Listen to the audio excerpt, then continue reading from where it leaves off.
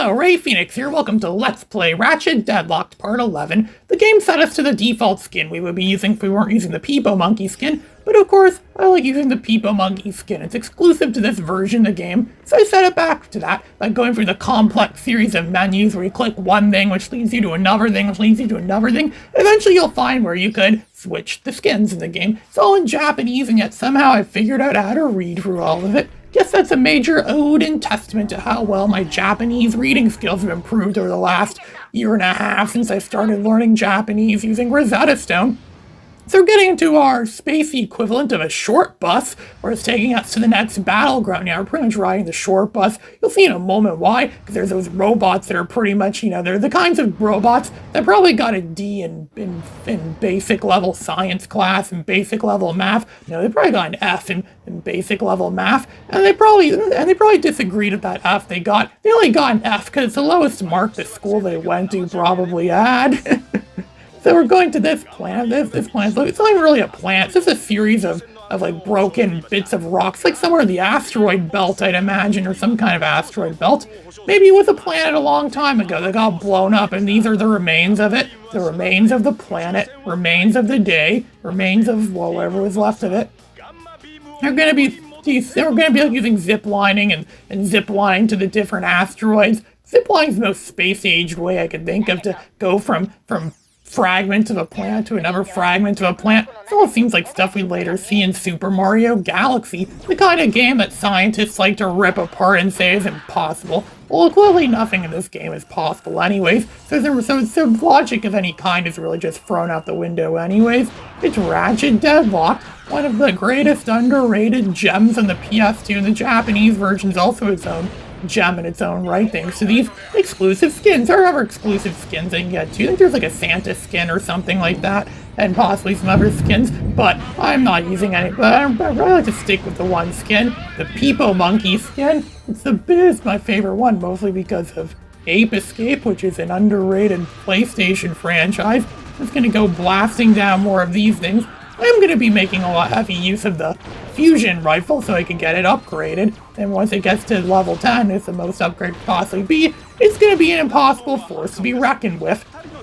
One gun that could possibly destroy an entire civilization. Remember Butch Hartman made a video a long time ago where he said, we're talking about the importance of writing, and he's like, well, maybe this guy has a gun that somehow causes civilization to, turn into nothing or to be destroyed or something like that. If there was one gun that could possibly do something like that, it would be the fusion rifle, when it's fully upgraded from this game. I don't know if Butch Hartman ever played this game or not, I doubt that. But I know I certainly have played through this game. I probably played this game and beat it more than I beat the other Ratchet and Clank games. That made me realize that, I've also played Up Your Arsenal quite a lot, and Going Commando a lot too. I haven't actually played the original Ratchet and Clank as much, and I'm slated to do a Let's Play of that game somewhat soon, so I'm gonna be playing for that game pretty soon too. We're gonna be playing for the original Ratchet and Clank again. I haven't played that game in 2 years, and before that I haven't played the game in 11 years. It's my least played game for some reason.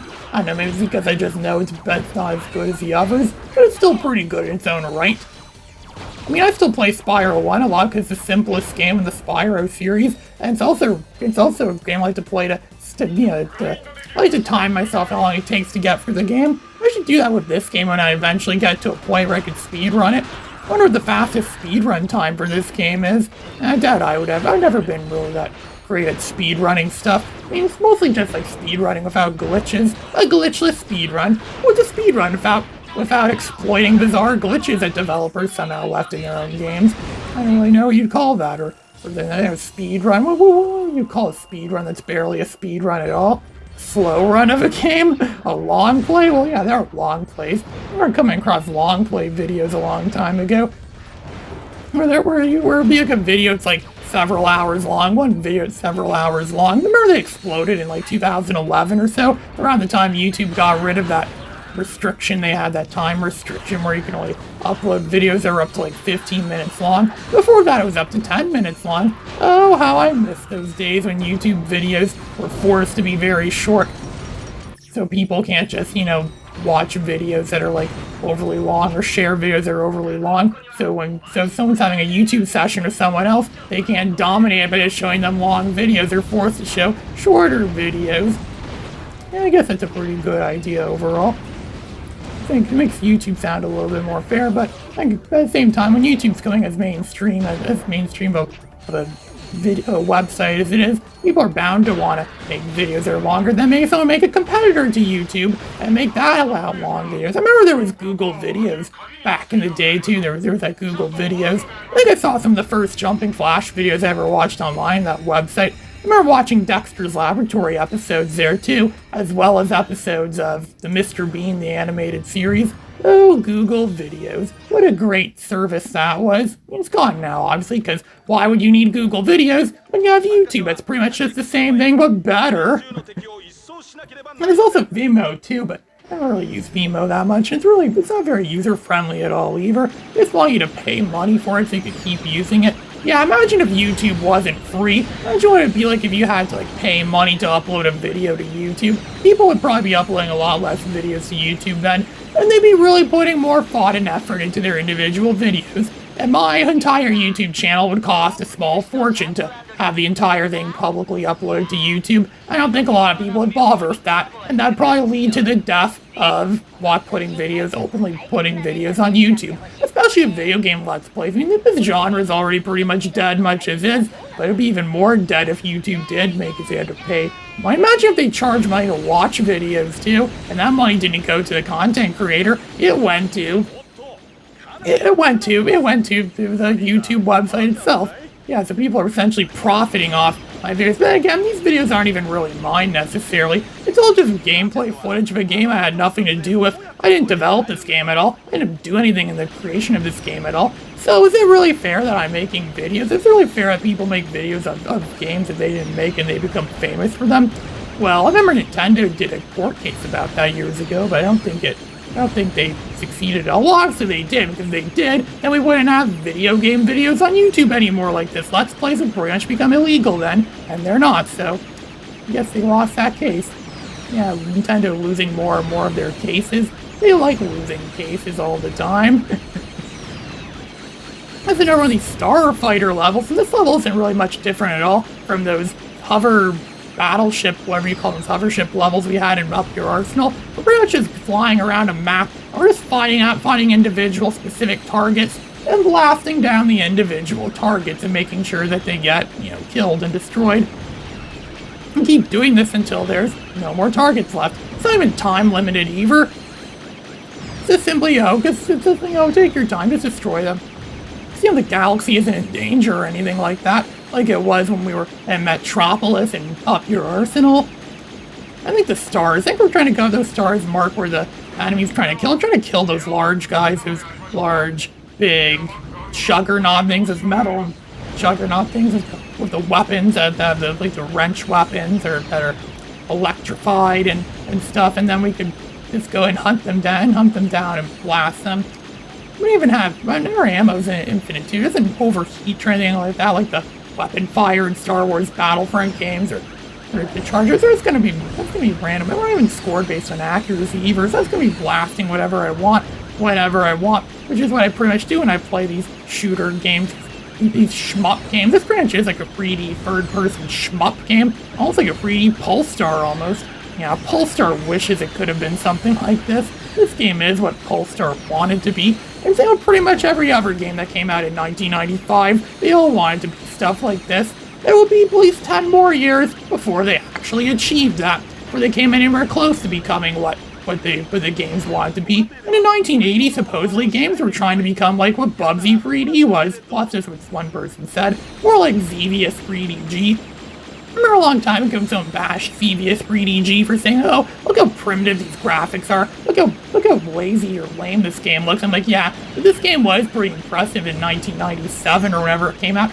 And it's a game, because it's pretty much like an arcade game, pretty much like an early 80s arcade game, this game pretty much is what every game in 1980 strived to be. They all strive to be what Xevious 3DG is. I'm sure if that game came out in 1980, people would have eaten it up easy. It would have become, you know, one of the most successful video games ever. Xevious would be a household name, a household franchise. It would be everywhere. There'd be Xevious lunch boxes, Xevious coloring books, action figures, cuddle dolls, and even the flamethrower.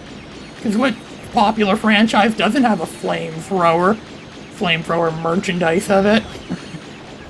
I think I successfully picked off, I wasn't even watching when I was blasting off, and I've already, yeah, cleared. That level is easy. It's one of the easiest levels there is. It's like a nice breath of fresh air, because it knows how you're going to be going through like an impossible challenge. You're just going to get beat up and ripped to shreds in a matter of seconds. I'm surprised I did all these without getting killed. I thought I'd get killed at least once doing all these nearly impossible challenges. For some reason, I actually managed to survive. I guess those armor upgrades I got are actually starting to work and actually starting to become, you know, where you're not getting killed every 2 seconds like it was at the beginning of the game. And I have better weapons now too, just pick them off one at a time. I'm getting tons of ammo as well too, so it's actually hard to run out of ammo. It's kind of like you unofficially have more ammo than what is actually stated. There's these little guys running around and just take out just by using one shot of this and killed a bunch of them, which is really going to add to my... Look at that, I have like V8 already. It's almost fully upgraded. I've had this weapon for nowhere near as long as I've had a lot of the other weapons in the game, and this one's closest to being fully upgraded. So I'm gonna let this mentally challenge her. This is what I meant earlier, but these robots must have taken the short bus to school, and they probably got D's in physics and D's in pretty much every course, or maybe F's or G's or H's in whatever course they've been through. But because if you look at the other guy here, you can't really see him if he's lollygagging off this side. And he's just, where is he? Not where those enemies are. The enemies didn't get him, obviously, because it would give me the option to revive him then. If we go over here, there's... I think he's somewhere around here. I mean, you could destroy those cylinder things in that generator thing, but where is he? Yeah, if you destroy these, just shoot them off, pick them off, and get some bolts, borutos, what they would call them in Japan. Oh, look, there he is. He's just running into the wall and backing up, back and forth, walking into the wall. Like, I don't know, maybe he got hit in the... Maybe he got damaged. Maybe something in him got damaged from all the attacks and all the battling, and now he's like, duh, where am I supposed to go? Duh, I don't know anything anymore. Duh, 3 plus 3 is 9. Duh, 2 times 2 is 6. He's trying to sing stuff like that right now. While he's attempting to get over to where... it's not even really attempting, he's just lollygagging there. I'm just gonna blast his brains out. I told you these robots were useless. I always pick on them for being useless all the time. And I guess that's perfectly justified now, because they're not good at doing their job. Like, he's clearly not good at doing his job. I don't even think the local fry cook or the place that would hire him as a fry cook doesn't even want to hire him anymore. No one would. He's an unemployable. He's like most of the people who would take the short bus to school. They're mostly all unemployable. At least that's what some people would say. Unless you're like Brick Tamlin from those Anchorman movies where he's mentally challenged and yet somehow he got a job being a meteorologist. I was just watching those movies again recently. The Anchorman movies. Those movies are pretty funny. I actually like Anchorman 2 more than the original. It's a more in-depth story. It has better jokes, I think, overall than the first one. Especially when Champ had that chicken place. I nominated the fake commercial shown for Champ's Chicken for Watch Mojo, and they had like a top 10 best fake commercials from movies and shows. And despite my nomination for it, despite the fact they made 2 videos of it, they never once featured that commercial in any of their top 10s. What a shame, really, because it was pretty goddamn funny. We're at the ascending part here. We only have like a quarter, not even a quarter so over health left. The more enemies just randomly spawn in when you least expect them. Just draining out my constant supply, my seemingly constant supply of weapons. I'm just gonna use this cannon, this weapon there too. Still a level 7. Yeah, this is the first one, or one of the first weapons we had in this game. It's not even fully upgraded yet. I've used it quite a bit too. It's like I never use this weapon. I think some weapons are just easier to upgrade than others. But the game knew certain weapons are going to be used more than others. So the game was purposely programmed so those weapons will get upgraded faster and easier or quicker. And than some of the other ones that you're probably not as likely going to use as much. So would you do a study of that? How many weapons, how fast is it to upgrade to a certain weapon to get them? Or how fast is it to get certain weapons fully upgraded in this game? I'd like to see that. I wonder if anyone ever will make a YouTube video about that. I don't know. It seems like an interesting topic, considering the fact that Ratchet and Clank videos are becoming quite popular again, especially those challenge things or those analytical challenge, because it does require a lot of analytical skills to know, oh, you're supposed to do that and that to get through the game a lot faster, or to use one weapon to complete the entire game. And you have to rely on like all sorts of bizarre speedrun challenges. And I've had this gun since the beginning of the game too, and it's only at level 6 now. 6 out of 10. Still far from being fully upgraded. I don't even think you could charge this weapon yet, like you could if it's Up Your Arsenal counterpart. The counterpart from Up Your Arsenal is a lot better. Heck, I have to think the counterpart from Going Commando is better too. And look at this weapon. This is that weapon I wasn't sure what it was. It's just a mini turret gun. We saw this in Ratchet and Clank Going Commando, and we saw it in Up Your Arsenal too. In fact, they just simply use the same one from Going Commando again in Up Your Arsenal. And you can get it for free if you have a memory card PS2 in your system, and you have it unlocked in Ratchet and Clank Going Commando.